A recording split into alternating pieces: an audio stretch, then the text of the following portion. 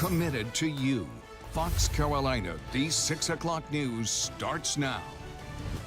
Good evening, everyone. I'm Shale Remien. Thanks for being with us here at 6 o'clock. I want to begin with some breaking news we have right now. The Anderson County coroner just telling us a few minutes ago that a victim from the mass shooting inside of a manufacturing plant from earlier this week has died.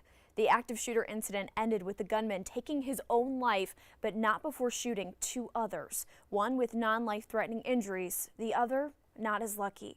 Tonight, we know that Ian Payer died from being shot inside the Frankenshea plant days later. He was just 24 years old and from Belton. And it's been a chaotic weekend on upstate roads. A man is dead in Cowpens after being hit by a car. The Spartanburg County coroner responded to South Main Street and Old Pacolet Road. Sadly, that man was already dead on scene. Cowpens police are investigating how Dustin Weeks ended up being hit by that car. And a woman falls out of a moving car and dies in Greenville County. The coroner says her name is Mahogany Beasley. Troopers responded on Worley Road after the 22-year-old was sitting on the opening of the front passenger side of the window as that car was moving. She accidentally fell out onto the roadway. Beasley was taken to the hospital, but unfortunately, she did not make it. And we're working to get more details about this scene many of you told us about just last night. An accident shut down parts of Lawrence Road Saturday night.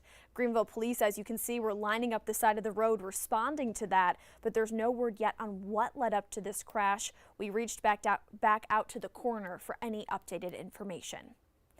We want to get a look at our forecast with First Alert meteorologist Bob Trihey. Bob, we know today was a First Alert day just because of that cold, that frost advisory in the morning, but I'm hoping things are going to be warming up for us. Oh, it's already starting out there, Shale. What a warm up this afternoon. Temperatures into the 70s, but what a cold start. Frosty cold. It was 28 at GSP. No record there. I couldn't find any record lows, but it was cold. So hope you took care of those tender plants. Don't need to bring them in tonight. And look outside right now. Harley-Davidson cam. It's just gorgeous. Lots of sunshine. Just a few little cirrus clouds. And you've heard the old tired cliche. What a difference 24 hours makes. And boy, what it does. 19 to 22 degrees warmer now than it was yesterday. It was blustery yesterday. We had the clouds. Temperatures in the 50s. We're into the 60s and lower 70s right now. It is nice. 71 so far, the high in Greenville. 69 in Greenwood. 72 in Anderson. So a dramatic change from what we saw this morning with those frosty temperatures. It's 66 in Asheville, Hendersonville at 66, 71 in Clemson and Greenville, Abbeville 71, and Newberry at 70 degrees. Really nice. And the winds beginning to take on a more southerly component, more southwest. So that's going to start to bring in some warmer air. And we're looking at west-southwest winds at around 5 to 10 miles per hour. They'll be pretty light as we go through the evening. Here's our visible satellite picture. It's just glorious out there as we've got high pressure over the top of us that's keeping us high and dry. It's going to be another mainly clear and cool night, not as cold as this morning as high pressure sliding away.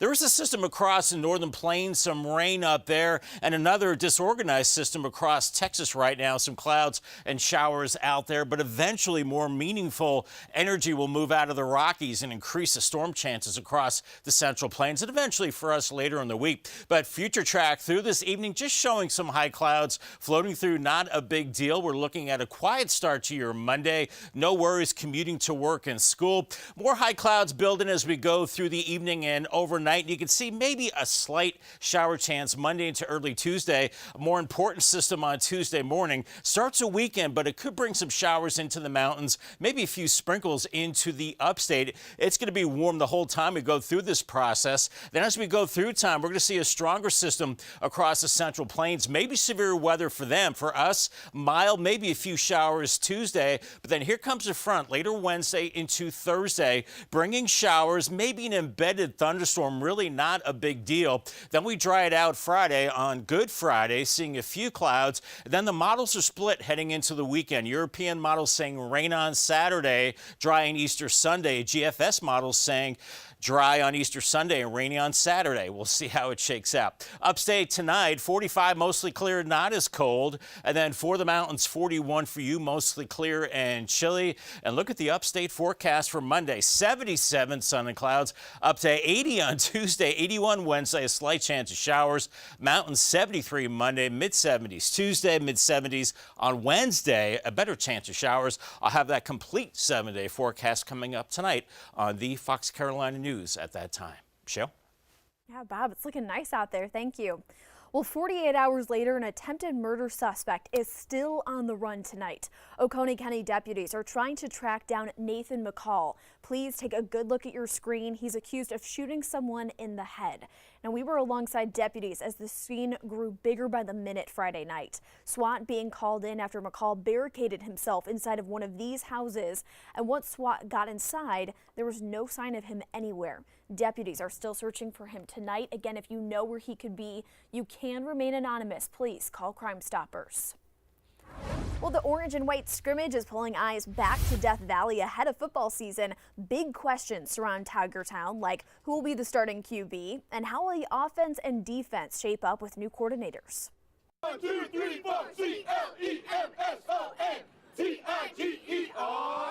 Fight, fight, fight, fight, fight, fight. Tiger pride is at an all-time high, even ahead of the season. I'm absolutely positive that there's no other fan base like the Clemson fan base. The Clemson spring game means it's time to brush the dust off, bringing fans to their feet in and out of the stadium. The players practice, and so we need some practice too. The coaches take the plays seriously, and the fans mean business when it comes to the tailgates. Hot dogs, baked beans, the coleslaw, and a whole deal. While fans have the food covered, Coach Dabo Sweeney plans to bite off a game plan that can secure these Tigers a place in the championships. Look forward to getting back together, watching them grind through the summer, getting all these guys back fully healthy, and you know, when we put it together, I think you know, we've got a chance to be another good football team around here. The big question going into the new season, how will the team look with new coordinators on each side of the ball? I just like the interaction that I've seen. There's a lot of trust and respect with these players and the staff, and it's going to be fun. It's going to be fun. They've all, you know, just settled in nicely and you know, whatever roles they're in. The White came out on top in this orange and white scrimmage, 15-7. We're all one team at the end of the day. You know, these colors divide us, but, you know, if there's one thing I learned last year, you know, it's only us. Yeah, a lot of excitement surrounding Tiger Town with that, and we'll have much more in sports tonight on that, as well as a catch-up with the Masters. For the latest on these stories and news anytime, the best way to keep up with us is through our free Fox Carolina News app. We'll be monitoring some news in and out of our newsroom throughout the evening. Until then, we'll see you at 10 o'clock tonight.